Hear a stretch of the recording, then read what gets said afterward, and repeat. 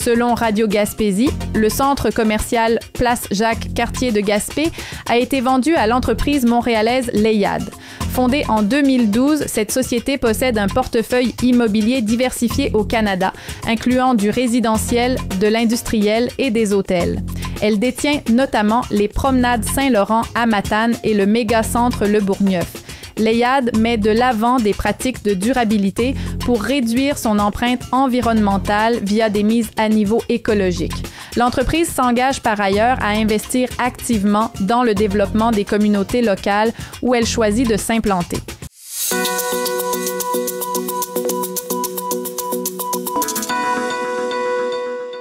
Selon Bleu FM Sainte-Anne-des-Monts, Tourisme Gaspésie a dévoilé un bilan très positif pour la saison estivale 2025. L'organisation estime que la région a accueilli près de 711 000 visiteurs entre mai et septembre, ce qui représente une hausse de 5% par rapport à 2024. Les retombées économiques ont connu une progression encore plus forte, atteignant 468 millions de dollars, soit une augmentation de 10%.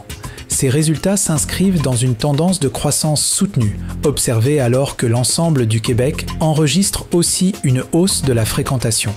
Un sondage auprès des entreprises touristiques révèle un taux de satisfaction très élevé.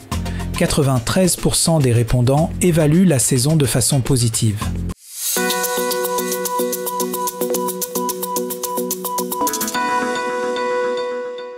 Selon Radio Gaspésie, le Parti québécois et le maire de Gaspé dénoncent fermement l'utilisation de pales d'éoliennes chinoises dans un nouveau projet en construction près de Beaupré.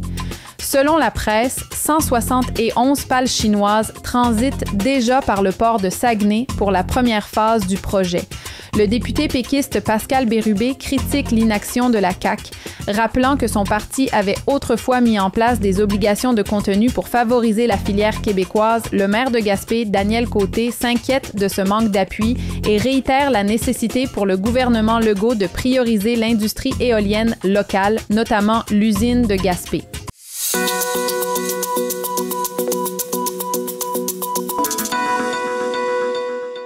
Selon Gaspésie Nouvelle, le maire de Gaspé, Daniel Côté, a établi les priorités de son nouveau mandat autour de 3 grands axes: l'entretien des infrastructures existantes, l'accentuation de la participation citoyenne et le soutien aux axes économiques traditionnels. L'Arena est en tête de liste des infrastructures à remplacer, le maire visant la concrétisation du projet d'ici 2029. Monsieur Côté mise sur le nouvel appel de projet du programme PAFIRSPA pour obtenir un financement provincial, notant le timing intéressant avant les élections de 2026. Sur le plan économique, il souhaite que le pôle naval décroche des contrats et que la filière éolienne québécoise, incluant l'usine de Gaspé, soit favorisée par rapport aux fournisseurs étrangers.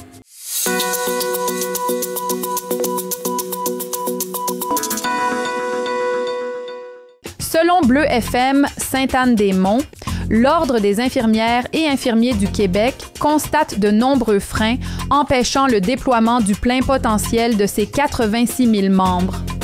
L'organisme estime qu'en moyenne, 40% des activités exercées par les infirmières pourraient être déléguées à d'autres professionnels tels que des infirmières auxiliaires, des préposés aux bénéficiaires ou du personnel administratif.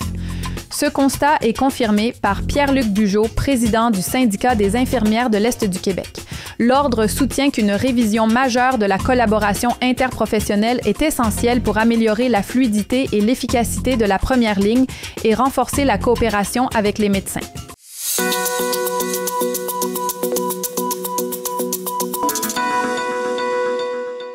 Selon Gaspésie Nouvelle, la microbrasserie Pit Caribou continue de se distinguer à l'international en remportant 2 nouvelles médailles d'or au prestigieux Brussels Beer Challenge. La première médaille d'or a été décernée à La Chalumeau, un vin d'orge d'inspiration anglaise maturé dans des barils de sirop d'érable caramélisé. La deuxième a été remportée par la Gaspésienne numéro 13 dans la catégorie Porter, un titre qu'elle avait déjà obtenu en 2021 et 2020. Plus de 1700 bières de 35 pays ont participé à cette 14e édition, confirmant la tendance de croissance de Pit Caribou qui avait déjà récolté 4 médailles en 2024.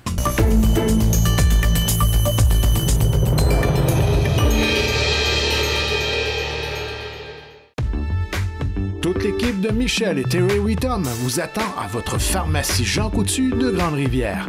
Pour des conseils professionnels, des produits de qualité, venez nous voir, ce sera un plaisir de vous servir. Des cosmétiques aux soins de beauté en passant par les soins de santé, c'est chez votre Jean Coutu de Grande-Rivière que vous trouverez satisfaction.